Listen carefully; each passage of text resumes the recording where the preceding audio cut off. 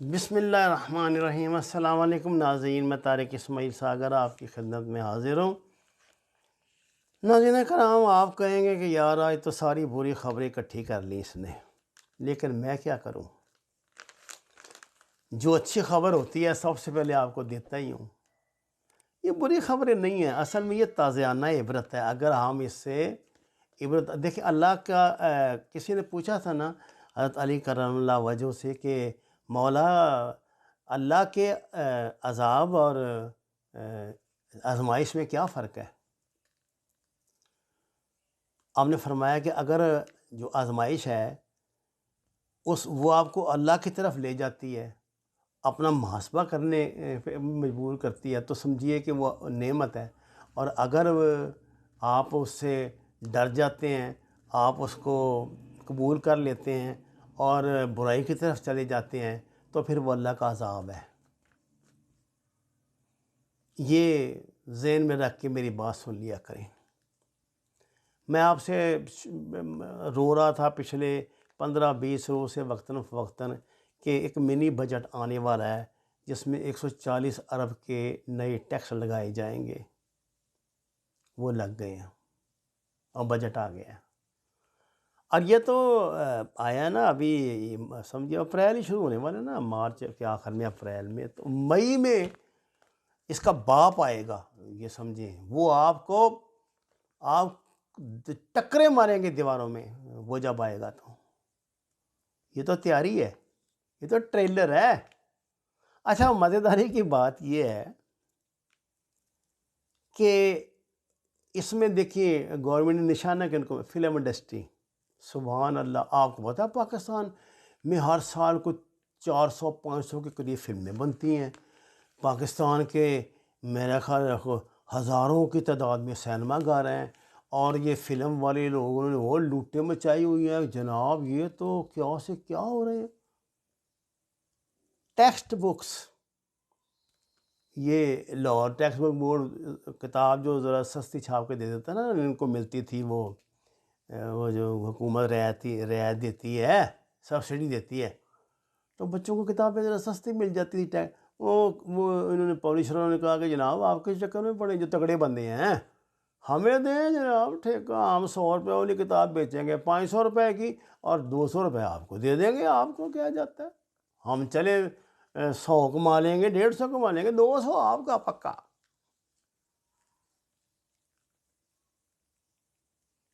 Fresh graduates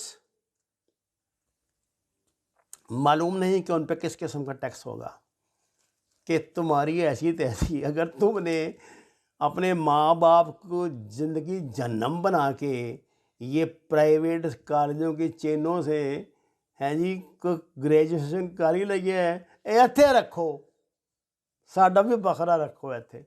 نوکری کا کوئی چکر نہیں، وہ کوئی ضمانت نہیں ہے، وہ پیسے دو جس طرح مرضی دو۔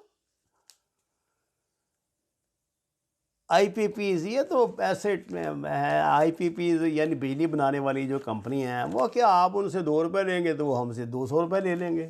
انہوں اپنے باپ سے لا کے دینے ہیں، ہم سے چھین کے آپ کو دینے ہیں۔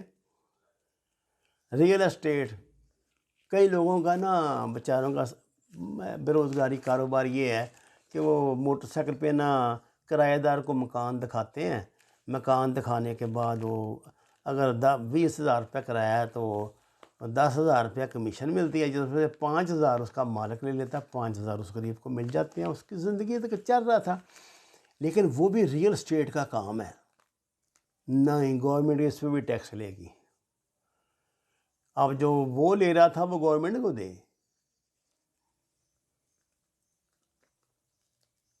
ریئل اسٹیٹ انویسٹمنٹ، آپ نے اپنی یہ پینشن جو آپ کو گریجویٹی ملی تھی، اس سے لاہور کسی دور دراز آبادی میں 1,00,000 روپے مرلے والے 5 مرلے لے کے رکھ لیں گے، یار بیٹی کی شادی پہ ممکن ہے کوئی قیمت بڑھ جائے گی تو میں استعمال کر لوں گا۔ وہ 1,00,000 روپے والا کیا 3,00,000 روپے کا مرلہ ہو جائے گا، 5,00,000 روپے کا مرلہ ہو جائے گا۔ گورنمنٹ آپ سے ٹیکس لے گی، وہ آپ نے 5 مرلے 5,00,000 کے لیے تھے نا، گورنمنٹ آپ سے جو اس وقت کا ریٹ ہے نا اس کے مطابق ٹیکس لے گی، اور ایسا 40% کے قریب ٹیکس بن جاتا ہے. یہ سارا ڈال ڈول کے نا مجھے ایک پراپرٹی ڈیلر نے بتایا تھا.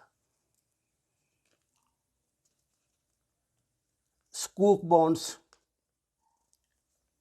یہ جو حکومتی بانڈز ہوتے ہیں، ان سب پہ جناب استثناء ختم ہو گیا جو میں نے نام لی ہے نا. پہلے بڑا استثناء تھا. پہلے یہ تھا کہ آپ کو پتا سین میں نکو نک بھرے ہوتے تھے تماشائیوں سے، تو گورنمنٹ کہتی تھی چلو ٹھیک ہے ان سے تفریح ٹیکس جو ہے نہیں لیتے، آدھا لے لیتے ہیں. اب وہ پورا دینا پڑے گا کیونکہ انہوں نے تو لوٹ مار کر کر کے ایک کے 10 سینیاں بنا لیے.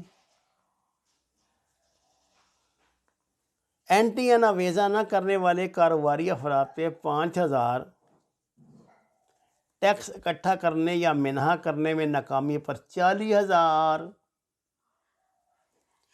یا ٹیکس رقم کا 10% جرمانہ ہوگا. آرڈیننس فوری طور پہ نافذ. اس طرح کی چیزیں تو ایک لمحہ نہیں نہ لگتا نافذ ہونے میں.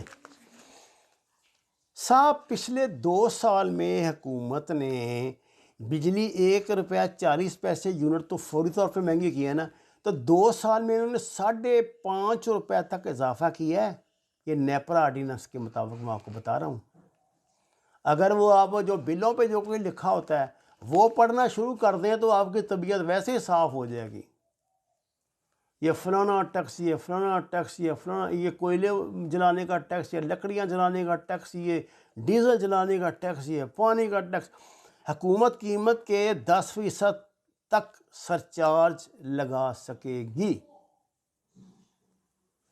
نیپرا کو بجلی کی قیمتوں کے تعین سے متعلق خود مختاری ملے گی. اگر نیپرا کو خود مختاری ملی تو وہ یہی ہوگی کہ ہر مہینے نئی قیمت مقرر ہوگی، جیسے پٹرول کی ہوتی ہے، جیسے لمحہ بہ لمحہ یہ ڈالر بڑھتا چڑھتا ہے، اسی طرح یہ بھی سٹا ہوگا، اس پہ بھی قیمت لگے گی کہ جی آج اس مہینے جناب بجلی کے جو بل آئیں گے وہ ہوں گے ₹30 یونٹ. اس کے اگلے دن آنا آئے گا کہ جی وہ اصل میں بات یہ ہے کہ جناب کولا مہنگا ہو گیا پیچھے، یا کولے میں پانی آ گیا ہے، تو آپ کو نا اس دفعہ ₹20 کے بجائے نا ₹25 یونٹ ملے گا. آپ چیخے چلائیں گے، روئیں گے، پیٹیں گے، تو حکومت اگلی مرتبہ ₹2 کم کر دے گی، ₹23 رہنے دے گی. جو ان کا طریقہ واردات IMF کا سیدھا سیدھا. آپ کو معافی نہیں ملنی. اگر آپ وائٹ کالر ہیں، اگر آپ غریب ہیں، پاکستانی ہیں، تو آپ کو معافی نہیں ہے حکومت پہ. نہ نہ نہ نہ نہ اللہ کے بندو، انہوں نے یہ بند کروانے کے لیے نا یہ ہمارا یہ پروجیکٹ ہے جو یہ سی پیک والا، انہوں نے بڑا زور لگایا ہے فوج کو لمبے کرنے کے لیے. بڑے بڑے ڈرامے کیے، ایسی ایسی دہشت گردی کروائی ہے، دھماکے کرائے ہیں. کبھی بلوچستان میں انسرجنسی شروع کرا دی، کبھی یہ کر دی کہ یہ ڈر جائیں گے اور ہاتھ اٹھا جائیں گے. کیونکہ چائنا بڑا سیانا ہے نا، اس نے معاملہ سیدھا ان سے کیا ہے فوج سے.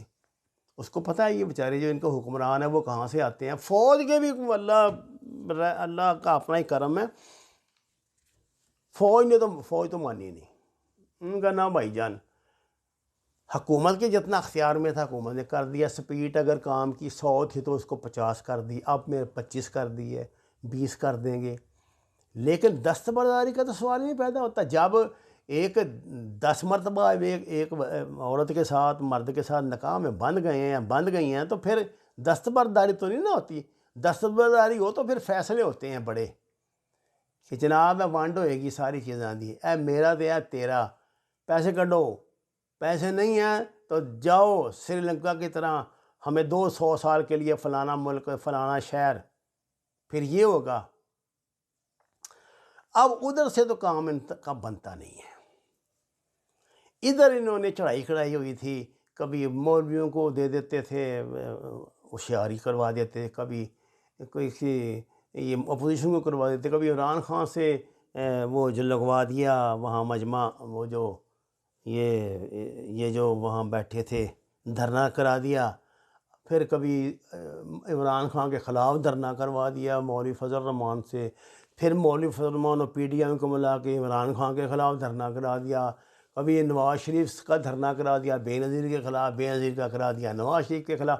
ان میں اپنی ان کی کیا اوقات ہے بچانے کی؟ بھائی جس کے بچے بینک پیسہ دولت سب کچھ باہر ہو، ان کے قبضے میں ہو، تو وہ مالک تو وہ ہیں، تم کہاں کے مالک ہو؟ وہ تو کام چلا نہیں. اب انہوں نے ہمیں دو طرف سے جکڑا ہے. ایک تو ہمیں انہوں نے رکھا ہوا ہے فیٹف میں، اور ایسی ایسی گھٹیا اور گھناؤنی شرطیں پیش کرتے ہیں، بالکل ایسٹ انڈیا کمپنی جیسے. وہ آخر میں بادشاہ ظفر کے ساتھ کیا کیا تھا، جب اس نے کھانا مانگا تھا تو اس کے بیٹوں کے سر کاٹ کے تشتری میں رکھ کے اس کے دیے تھے. لیکن وہ بغیرت مرا تو نہیں، اس سے مرا تو وہ اپنی وہ طبی موت ہی تھا نا. تو یہ بھی ایسے کریں گے. ہمیں انہوں نے گروی رکھتے جانا ہے اور آخر میں انہوں نے تھوڑا سا لکھ دینا ہے کہ ادھر کڈو بمب سارے، بڑی ایسی تیسی لیاؤ ادھر سارے میزائل فلانے ڈمکے. یہ کریں گے، اس کے لیے کر رہے ہیں سارے. یہ ڈرامہ کس لیے ہو رہا ہے؟ اس کے لیے ہو رہا ہے. برا وقت ہے، سنبھلنے کا وقت ہے. پاکستان بنتے ہوئے اتنے بدترین حالات نہیں تھے، حالانکہ 40 لاکھ لوگوں کو جانوں کی قربانی دینی پڑی تھی. پاکستان بچانے کے لیے بڑے بدترین حالات آ گئے ہیں. یہ 40 لاکھ سے بہت اوپر معاملہ جائے گا اگر ملک بچانا، اور ملک ایسے ہی بچتے ہیں. یہ یوٹیوبر بن کے بک بک کرنے سے، صحافی بن کے بھونکنے سے، وہاں ٹیلی ویژنوں پہ بیٹھ کے ایک دوسرے کو گالیاں نکالنے سے ملک نہیں بچتے. اس کے لیے قربانی دینی پڑتی ہے، اس کے لیے ڈٹ جانا پڑتا ہے، اور اس کے لیے لیڈر چاہیے. لیڈر، قائد اعظم جیسا لیڈر، جس کو اردو نہیں بولنی آتی تھی، جس کو پنجابی نہیں بولنی آتی تھی، جس نے پاکستان بنا دیا. وہ لیڈر چاہیے. ہے وہ ڈھونڈو، ہمارے درمیان موجود ہے.